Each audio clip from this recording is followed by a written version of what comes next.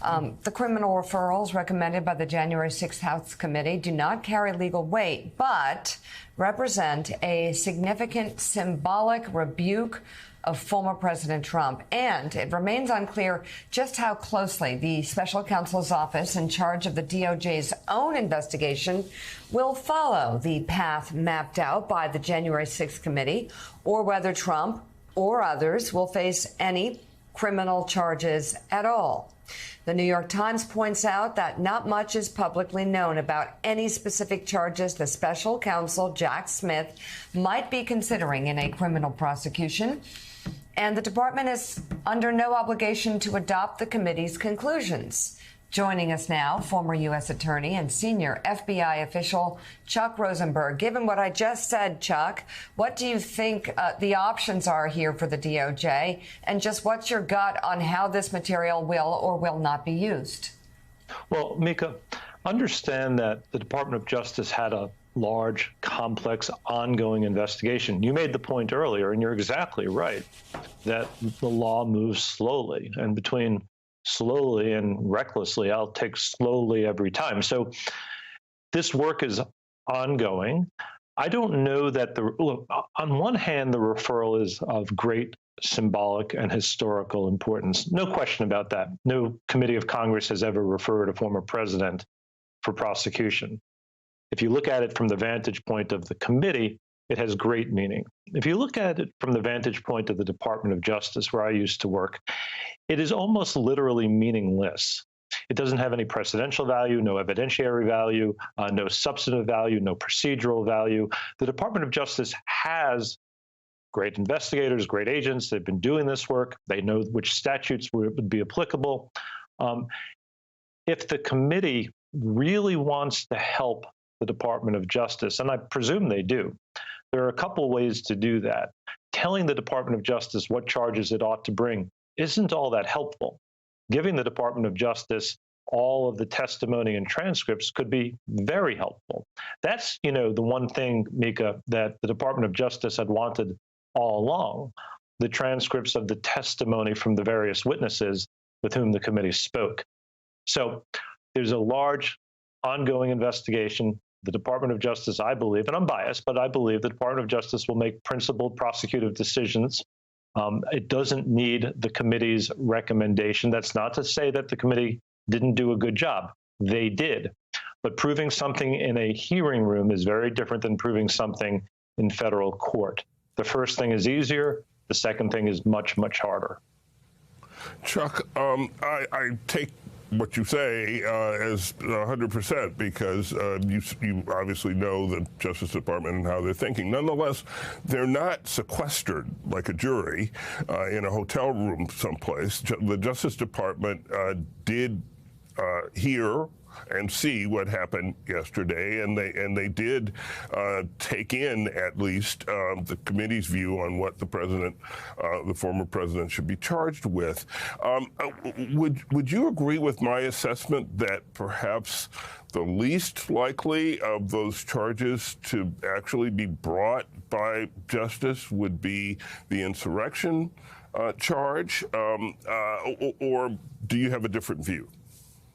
Yeah, Eugene, it's a great question. So, you and I independently, I think, have come up with a list in our own heads of which charges pertain and which might not. Here's the problem with trying to make that assessment now. And I hate to be a wet blanket, but, so be it. Here's the problem. The committee spoke to over 1,000 people. I mean, if you do a simple math equation, if each person spoke with the committee for, let's say, 6 hours or 8 hours, that's 8,000 hours worth of testimony and deposition. We saw in 10 hearings about 20 hours worth of stuff.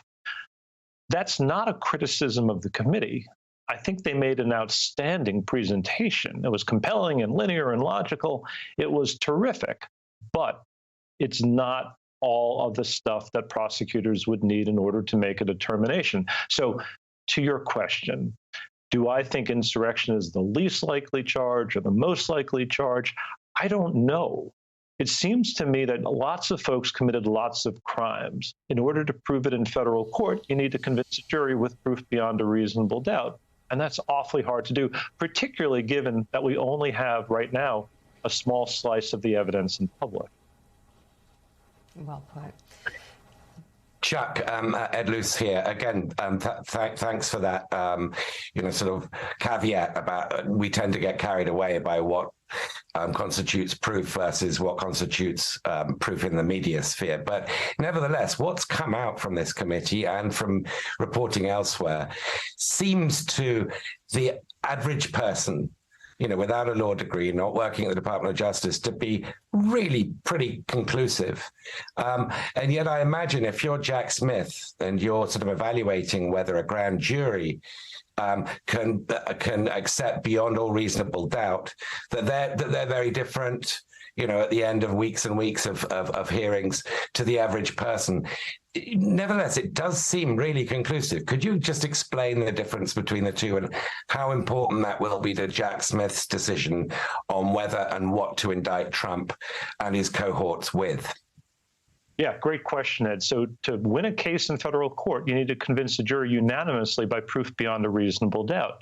The hearings were terrific, but there was no judge, no defense attorney, no cross-examination, no rules of evidence, no rules of criminal procedure that applied in that forum. So Jack Smith and his team are going to have to make principled decisions, understanding that everything that they introduce in court will be challenged, that every story that they tell will have someone else telling an opposite story. It's not just indicting the case in grand jury where you need probable cause. It's convicting in court where you need proof beyond a reasonable doubt.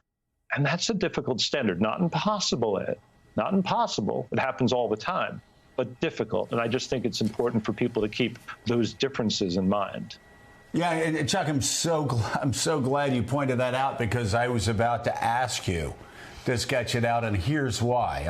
I hear frustration from time to time that the DOJ, Merrick Garland's not moved enough to indict. There's enough to indict. There's enough. Well, in the words of, I forget what sports star who got indicted, but afterwards he said, in the 1980s, he goes, "You can indict a grapefruit. Good luck convicting me." He was right. It's getting that indictment from a grand jury, not a massive legal hurdle, it seems to me, with the evidence that we've seen. But taking a former president of the United States to jury and understanding that if you don't prove this case beyond a reasonable doubt, then that former president will spend the rest of his life, instead of saying, every member of the jury did not find me guilty beyond a reasonable doubt, will spend the rest of his life saying, see, I'm innocent. See, it was a scam. See, it was a setup. And I would guess, and help me out here, if you're going after a former president of the United States, you may know that the indictment's a slam dunk. But do you really want to take it to trial where you've got to convince every member beyond a reasonable doubt, or else this person is going to be able to spend the rest of his life saying, it was a setup, it was a scam, they tried me, and where do I go now to get my reputation back? Yeah, Joe, so it's such a good point. One of the lowest standards in law is probable cause, and that's the amount, the threshold that you need to indict a case, to your point. The highest standard in the criminal law is proof beyond a reasonable doubt. That's the quantum of proof you need to convict the trial. So that delta, that gulf between probable cause to indict and proof beyond a reasonable doubt to convict, that's where the difficulties lie. And so, and Mika mentioned this earlier, and we spoke about it, but if it's a choice between going slowly or carefully, I'll take carefully. And so sometimes when you're in the Justice Department, you can't talk publicly about what you're doing. You can't explain why it's taking a long time, but you really only have one shot at this. You really only have one shot to get it right.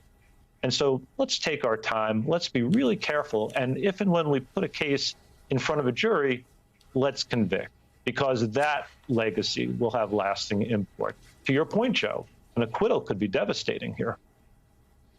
Former U.S. Attorney Chuck Rosenberg, thank you very much for your insight this morning. And by the way, the famous quote also from a judge in New York was, "You can indict a ham sandwich." Okay.